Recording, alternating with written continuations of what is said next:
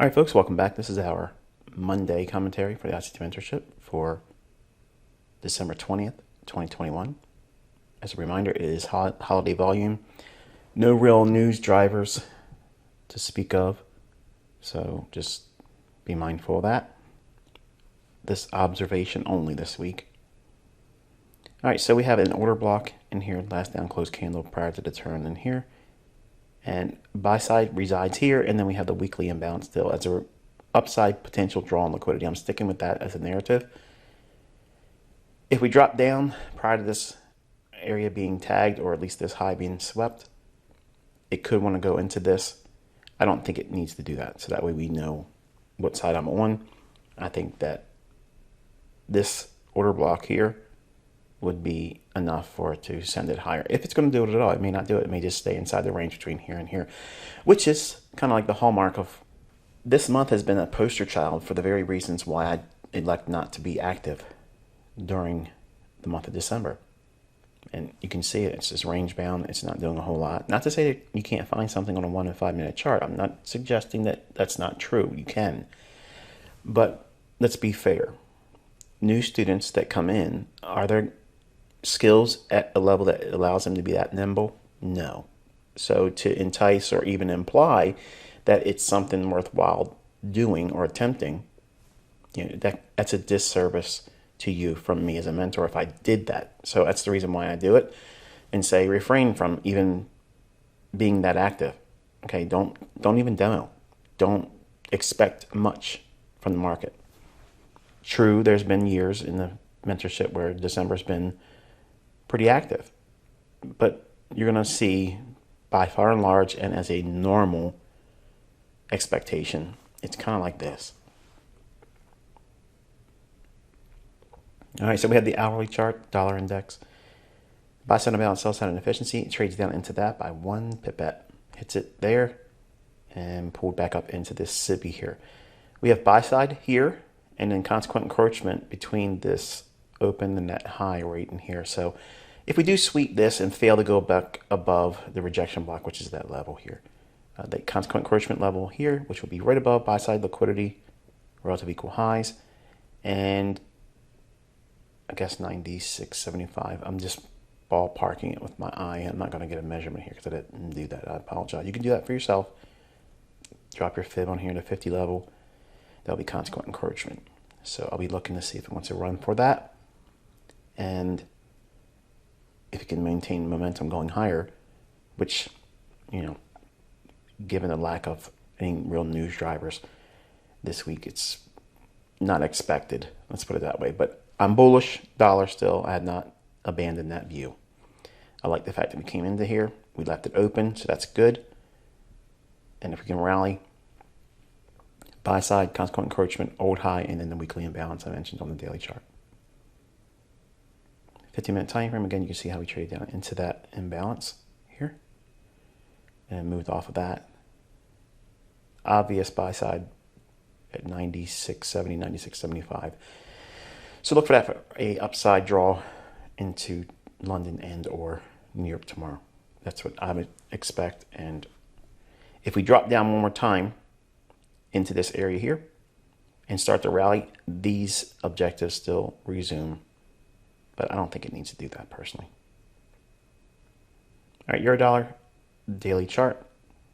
Again, inside of the old dealing range, still worked off the discount low at that old dealing range low. Pretty neat how it stayed inside that range we defined for weeks now, isn't it? That is mentorship. That's experience. That's visibility. That's knowing what you're looking for and knowing what to avoid.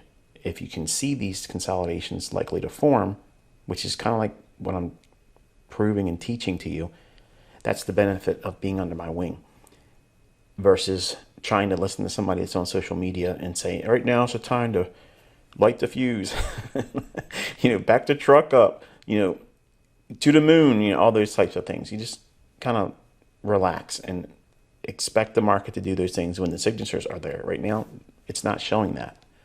And understanding what it looks like and what it would signify when it does, that's experience. And you just can't, just because you like an animal pattern or some kind of a retail logic, you can press on it as much as you want and add all the lipstick, even my stuff. You can add all the little annotations and things to the chart. If the conditions aren't ripe, it won't matter what you put on it. You can put BISI, SIBI, institutional order flow, entry drill, breaker, all that stuff. Okay. And if the market's not predisposed to go higher or lower out of a predetermined range like we've been defining here, it's going to frustrate you. And unfortunately, that's usually what happens when new students come under my wing, or if they get leaked content and they think they figured it all out because of one or two videos that may be good and rich in the content. They don't have the logic behind it. They don't have the reasons why it wouldn't be expected in the current climate because they haven't been properly mentored. All right, so here's that old dealing range low. Hits it perfectly with that. Runs back up in balance, is now rebalanced. And we'll see if it wants to go back below here and attack the sell side and into the old imbalances I showed on the daily chart. It's still inside the range. Okay, so I'm not convinced that we're going to see a big move this week, but I still favor higher dollar, lower foreign currency. In that case, lower euro. Euro dollar 15-minute time frame. Again, bear shorter block, imbalance filled in. Hit it here. Rebalance all of this and then consolidate. I like the idea of these lows being as they are, relatively equal, and then low resistance liquidity run signature there. So if we do get a move higher in dollar and weakness on euro, that should be a real nice run into that 112.25, 112.20, maybe expand down into the imbalance as I outlined on that weekly chart. Pound dollar daily chart. Mentioned last week we hit the old discount low in here. Hit that, sold off on Friday. I said we would look for a continuation for low resistance liquidity run signatures. Admittedly, I woke up this morning and saw it down here at the lows. I'm thinking, wow, it's probably going to sweep down below that. And it came off the lows a little bit. So again, without any real economic news coming out today and or tomorrow really of any interest, that's something we're probably going to see maybe on Wednesday, or it might surprise and do it, in London tonight. Who knows? But the weakness is expected here on cable still. I don't see anything bullish here. And the hourly chart here,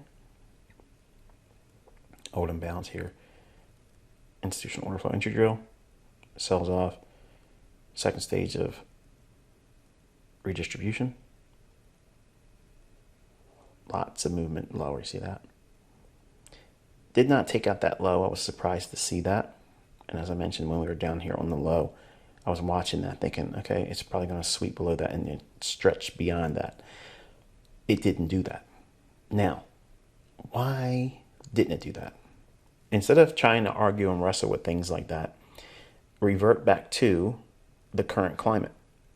We are in holiday volume. We are at the end of the year. The market isn't going to be as precise. It isn't going to be as clean in its price action. The delivery of price can be stunted. In other words, like this, it could get to a level that would be obvious for it to sweep below and maybe sweep over here, but then fall short of it and then retrace. Go back into an old imbalance here, which we got there. So it can be frustrating. I saved myself a lot of peace of mind thrown out the window, okay, or stress, because almost 30 years of doing this kind of stuff and knowing where I blew it. Where did I mess it up? Where did I force my will or attempt to force my will on it and lose hard and just can't find any traction? It's in these environments, which is the reason why I teach you why I avoid it and perhaps why you should be avoiding it as well. And it's the holidays, folks. I mean, this is being honest. Why do you need to be trading these next couple weeks? You don't need to do that. So allow your mind to relax and prepare for a new year, which is, that's a whole new endeavor starting next year. Just in a couple weeks, we will be in new year trading. We'll be in New Year volume, first quarter volume, and we'll have to work out this holiday sentiment that's in play right now. So you just got to let the market work out its kinks, okay? And eventually some kind of catalyst, whether it be geopolitical or whether it be, some kind of other event that's going to cause us to have a lot of animation in the marketplace. And when that happens, that's going to get greed and fear in motion in the marketplace. Whereas right now, everything's complacent. There's no real interest to move outside of these daily ranges. So while I'm giving you my bias, I'm telling you what I think may happen. I'm just reminding you that even though I'm saying what I believe may happen, I am not acting on this. Okay, I'm not doing anything with it. It's just because you're being mentored by me. You want to know what I'm thinking. And even though it would be easy for me, like I'm going to do next year and going forward, like I'm going to be very, very, very light in my commentary. And it will be just delivered through the forum in the month of December and the weeks after Thanksgiving. Like I'm not going to be doing videos. I'm going to literally be doing what I normally do before I started my mentorships. I'm a family man. I'm going to be spending my time there. So because I'm obligated because of the last group that just came in 2021, that group has this luxury right now of hearing me explain why I don't want to do anything in this month and why I don't want to do anything around the holidays. So they get to see it. Okay, they get to see why my concepts, well, they might work sometimes, but they are less likely to deliver as precise as any other time of the year during these times. Okay, so to answer the questions I get from the last group that just came in, because they come in email and they're like, why don't you trade? Or why don't you put any executions in? Or why don't you have expectations during the month of December? Like what prevents that? And it's these types of things here where, yeah, there's trades there. Yes, there's movement that's predictable, but I don't need them and you don't need them. And if it's going to be a choice of relaxing and letting the end of the year be comfortable and pleasant and assuming no new risk, and also reminding you and myself that it's the end of the year. No real big positions come in this close to the end of the year. Like no one says, well, I'm going to risk everything I've made as a return or risk going into a loss for the year when there's just that little bit of time left in the year where they can't recoup it. So it's as blunt as that. All right, so 15-minute time frame for British pound, that imbalance in here. Now, look at all this movement here. Okay, see all that? We have a small little imbalance there. We ran right on through that. We have liquidity above here, here. We have an old imbalance. But notice how many times we worked off of this. Okay, this SIBI in here. We rebalanced there, sold off, and then came right back up into it here. Cut through this. We went one more time back into here. Consequent encroachment. See that? So this level, when it's coming up like this isn't going to be a level that's going to be that interesting to me. This one is. See how it's one time, single delivery candle. So we have a SIBI, sell sign balance, buy sign efficiency. Then we have a rebalance there, and then we leave it. And this does not go back up into that area again. See that? So we have a single pass in here.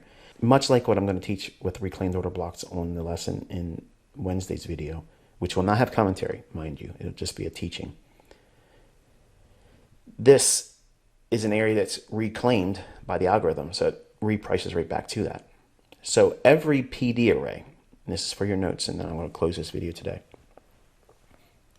Every PD array that you learn with me has the potential to be reclaimed. In other words, it can be revisited. Now, in this instance, we have an imbalance, a rebalance, and then revisit. Okay, so it's reclaiming that area of imbalance. It goes right back to it. So it's referencing that. I do not see it ever as a high probability area for it to reclaim it again in the future. Now I'm going to say it once more, okay, so that we understand what I'm saying. As soon as this candle delivered and closed and started this candle here, we have a SIBI, sell side imbalance, buy side inefficiency.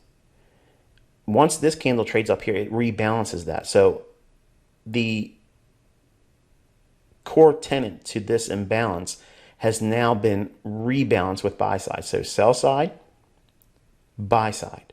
You see that? So now it's been rebalanced. There's no real reason for it to need to come back up to here. But if it's going to come off of a low like it is here, it can be reclaimed as a premium array. And then once it does that, that's it. This PD array is no longer likely to be a reclaimed PD array, or in this case, a reclaimed SIBI, sell side imbalance, buy side inefficiency. So once it does this, there's no reference back to that level again, except for maybe bouncing off of the discount low, or if it trades above it, finding support at the premium high. That's the only time that I would look at that imbalance there. I would not look for it to come back up and fill in these two levels again. That's not what I'm looking for. I'm looking at the boundary aspect of it. Like it would need to trade through it, come back down and find support here at the premium high, or trade up to it and find resistance at the discount low. That's the only way I would find that specific PD array now that it's been reclaimed, because reclaiming an old PD array changes its state of reference. So it's not like it's going to be viewed the same way in the future. Okay, like a breaker that trades back up to and finds bearish price, can it go back up to it and offer one more time as a selling opportunity? Yes, it can be reclaimed as a premium array. I would not trade on that basis again if it goes up there for a third time. If it does, I would expect it to trade through it and then come down and find support at it, where everyone else would see it as a bearish breaker. Still, I would say, no, that's no longer factual. It would be something that would be bullish for me if it came back down and traded to the premium high of the bearish breaker, much like I just outlined here. So every PD array has the potential and probabilities of being reclaimed. So it's not just one and done. It's potentially available for a PD array to be claimed. And when I say reclaimed, it's just the algorithm refers back to that PD array here. Okay, so it's not a matter of, well, retail logic being added to every single time a support resistance level is broken. You know, we'll respect it each time it goes back to it. And that's the idea that it's held in perpetuity. No. Okay, the algorithm isn't going to keep going back to the same spot multiple times over and over and over again. Okay, it's not going to do that. It sees this imbalance, it refers to it, rebalances here, and then moves away from it. Then it returns back to it here. So in your notes, and this is something for your own study too, like go back through all of your notes for every individual PD array that you've done. And you'd be surprised if you go back and look at your annotations and your chart examples when you've been doing your study journal entries, which is what you've should have been doing since day one here. So you should have a whole lot of examples. Go back and look and see if some of these things exist in your snapshots. You know, when you're doing your charts and your annotations, you'll be surprised how many times you can see a reclaimed PD array. And it just wasn't noticeable for that moment in time because you hadn't been taught, you haven't been trained, and you're understanding it now, which in itself doesn't make it a complete understanding. It just emphasizes the likelihood of any PD array. It could be a rejection block. It can be a mitigation block. It can be the old low, the old high. You know, any specific PD array that you learn from me, they can be reclaimed. Okay, and institutional order flow can be done as well.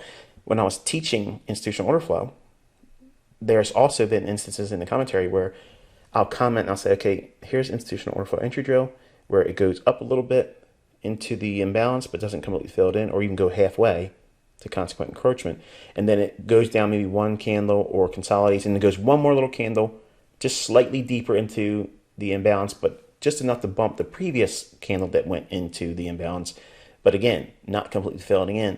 That is a reclaimed PD array. Okay, it's reclaiming that and then sell off.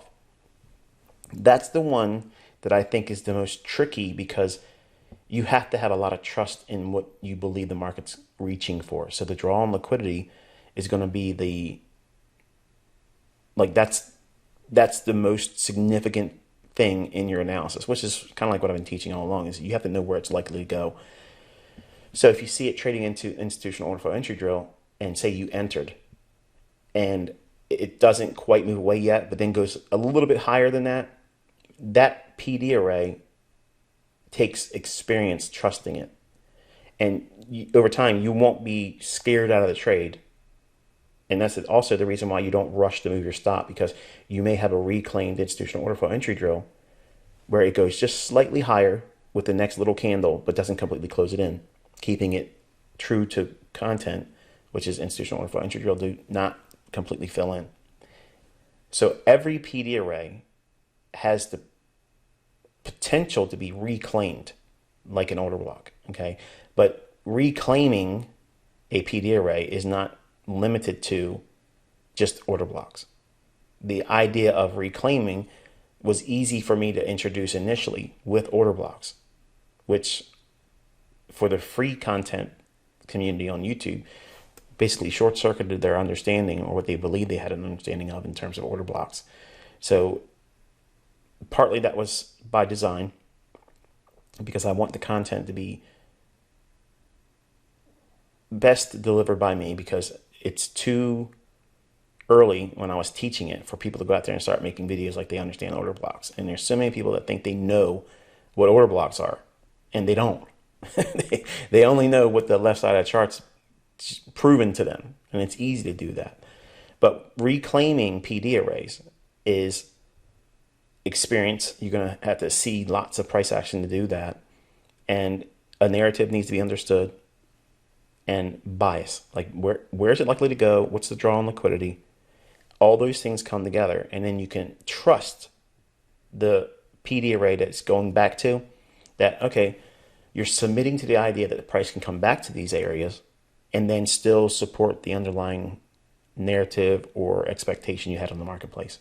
So while I'm not trying to sell it too much in this environment, because obviously the market's not predisposed to do anything really large in terms of movement, but the underpinnings are still the same here, because you have a reclaimed imbalance. PD array here in the form of a SIBI, sell sign imbalance, buy sign inefficiency, being reclaimed here. So that's why it's going right back to that area and showing sensitivity there, where there's no real reason for that to happen in any other form of analysis. Like there's no supply zone there. There's no Elliott wave thing there. There's nothing harmonic about that. No animal footprints, no fib ratio, nothing. No, all that stuff doesn't give you this, okay? But taking you back to the imbalance, okay? And if you were a student with Chris Laurie, he would never take you back to that again, because it's done, filled in. His liquidity void has been rebalanced, and now it's one and done and goodbye. That's not what you learn with me, okay? And that's why I say, as a infant in price action study, someone that's new, that doesn't want to rely on indicators and such, I think Chris Laurie's good in that regard. But his teachings are going to go just so far, and then they stop. And while that's not a knock against them, I'm not trying to be disrespectful, you can't claim that what I'm teaching is anything equivalent to that. Looking inside price action and referring to how the algorithm, okay, what it's doing, why it does it, what's the mechanism for it to be occurring, okay, that's what I'm peeling all that back as best as I can, so that way you can understand why price is going to do these types of things and why is it useful to you. Because it's one thing to demonstrate it after the fact, but also to demonstrate it and teach the logic, so that way you anticipate it going forward in your analysis. Because if you start seeing, like for instance, say you're bearish on pound, okay, and say we were not in December. I have to be careful, because this could easily turn into a 4-hour lecture, and I don't want it to be. And then some of you are like, do it. I'm not, but say you're bearish on pound, okay, and maybe you've taken some partials off down below here, and that's great. You're in the order block and whatever. After that occurs and you start seeing this retracement, your eye goes right to this area here and you submit yourself to that. Now, if you've rushed your stop loss down, then you probably got stopped out. But if you're not rushing your stop loss and you're effectively managing it and using partials to manage your trade psychology, so that way you're not worrying about if it trades against you or reverses, because you've funded that position and now you've taken something out. You've got your pound of flesh, or maybe a pound and a half of flesh out. When you look at price as it's dropping down, every time you see a PD array like this and it rebalances, the idea of reclaiming needs to be in the forefront of your mind, because that is also one of the main characteristics to effective trailing stops. Because if you don't have that logic behind you, and you think, well, we created a short-term high here, a short-term high here, and a short-term high here, so I can put my stop loss just above this high, and I should be safe because it really accelerated down there, and it shouldn't be any reason for it to go back up here. No, go over here and think about what I've been teaching you here. Your stop has to be above this, because it can do what? It can reclaim that imbalance there, where there really isn't any obvious ones in here, because I already compared this to that. We rebalanced here and then we entered it one more time there. So it's been reclaimed. This imbalance here, we fill in, reclaim, in there, then it sells off. You see that? That's logic. That's the underpinnings of why the algorithm does what it does in certain instances. Now, studying them individually and modularly like this helps to some degree, but you have to do it going forward. And every time when you do your annotations in your chart, go back inside the amount of data that you have in your chart and look for instances like this. And because of that study approach, you're going to learn by experience. It's not something I can do for you. It's not like a video that I can put it out there and say, do this checklist and you're going to know exactly how to do it. It's a matter of exposing yourself to reading price action. And while every single fractal and every single day isn't exactly the same, because there's going to be a different number of candles, a different number of up candles and down candles, and a certain time of the day it's going to create this or that, it does not change the fact that between this high and this low down here, there's only so many PD arrays.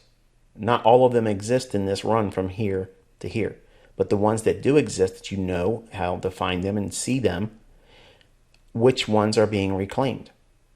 And by studying that and studying how you, in hindsight, would manage if you were ideally short here, how would you manage your stop with the benefit of hindsight? Now using the logic that every single PD array has the potential to be reclaimed. And by having that understood, it will teach you by default and through experience not to rush your stop losses being trailed down too fast, because to do so opens you up to being taken out of the trade prematurely and not seeing the best run in the future decline. If this is to go higher, obviously you get stopped out. But if it goes lower and you avoid taking your stop out because of trailing it too tightly, it helps you manage the trade. It helps you relax and trust, because many times when folks look at some of the trades I'm in and they're like, how do you know it's not going to go up to that level and stop you out? Like, you have your stop right there and it may go just below it a little bit, but it doesn't go right to it. How are you so confident? How are you this and how are you that? It's this lesson like this. I understand what PD arrays are most likely still available to be reclaimed, but not likely to see it trade to that, reclaim it, and go through it and run for my stop. And in instances where it does go through them, where it initially might look like it's being reclaimed, and this is important, don't block this part out in listening, okay? Because students have a tendency to have selective hearing. They hear what they want to hear and they cut your ears and they don't want to hear the other part. The other part is, while I may be in a trade and I'm expecting the likelihood of a PD array to see retracement draw up against my open position, it may go to that level and I may anticipate it only being reclaimed and then resume in the direction of my trade. It might start to show signs of that, and then start to run towards my stop. In those instances, and this is for your notes now, if I see it going back like it's going to go back to it again, that's not being reclaimed. It's going to run through it. So what I'll do is I'll collapse the trade there and save the stop. Other times where I'm in a trade, it may go up to a PD array that I'm open to the idea that, and submitting to the idea that it's just probably going to reclaim that PD array and resume going in my direction. But it doesn't. It just goes right through it and runs for my stop. What do I do in that instance? Except the fact that I got stopped out. There's no secret recipe to that. It is what it is. It's a final transaction. Okay, you are out of the market. You've been removed. Okay, so you don't complain about it. You just say, okay, well, this is where I wanted to be out. If it went there, I don't want to be in the trade. So be content with that. Don't look at when you put a stop loss in the marketplace, okay, and if it hits your stop, don't argue about that because that's what you wanted to happen. That's exactly the action that you wanted to see happen. To argue and say, oh, this is BS. I got stopped out. You told the market to execute an order at that price level should it trade there. Why are you upset? That shows you that you don't have yourself aligned properly with how the markets operate. You don't have a model that you trust yet. And you're emotional and psychologically connected to the trade outcome. You need it to be perfect.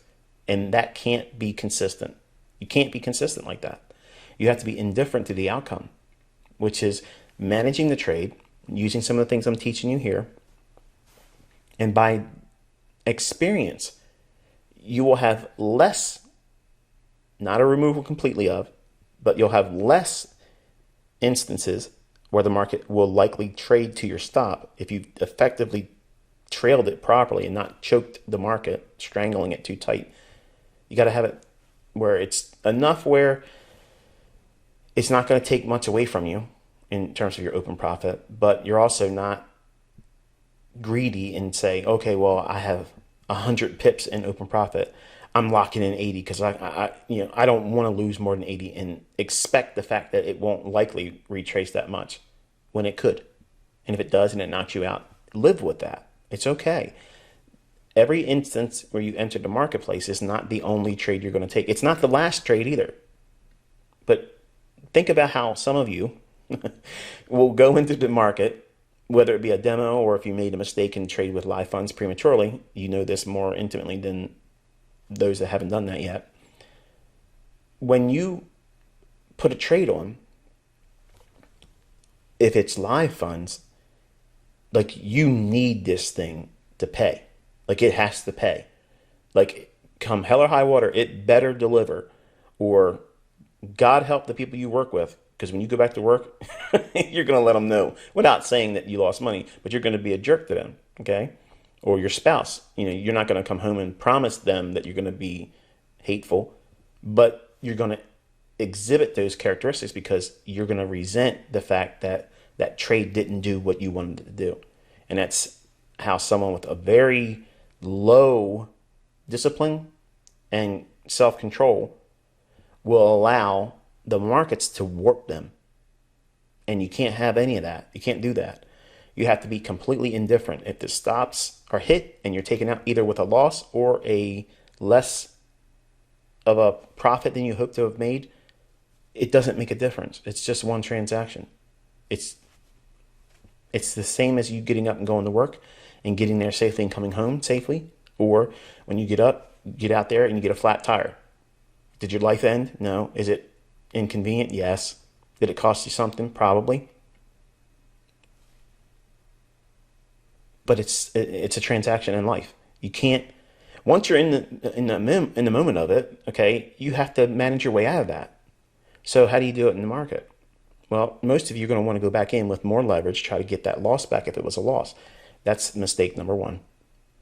And if you lose on that second one, the impulse is, man, I got to get out of this. I can't go home today on the day with 2 losing trades. I can't do that. Why? Who says you can't? You're saying that. The same person that just lost on 2 trades, that hasn't proven that they have discipline. That's the person you're listening to. The person in the mirror, that's who you're listening to. So what's the outcome likely to be on that third trade? Rolling the dice through anger, and I have to get it back. Has that person shown the characteristics of being worth listening to on that particular day? I can tell you, I've been in that instance a lot in the 90s. And that was the last person I should have been listening to, myself. I should have just stopped. So all these things mold you over time into the trader that's going to be consistent, that's going to be centered, not led astray by emotions or psychological, barriers to either fear or greed. It's just a transaction, folks. And every transaction is going to do less or more than you expect, and you have to submit to that idea. I don't know if the trades are going to pan out exactly like I want them to. I'm submitting to the idea that it might, and I'm following protocols that allow me to hopefully be involved in that move should it do that very thing. But if the market's not likely to do that, like right now, why should I get on there and try to do something when I know the probabilities are less likely to do so? So all these things help manage your expectation, and it's liberating. Isn't that a lot easier to take and swallow than you have to be right next to perfect? You can't allow any trades to get stopped out.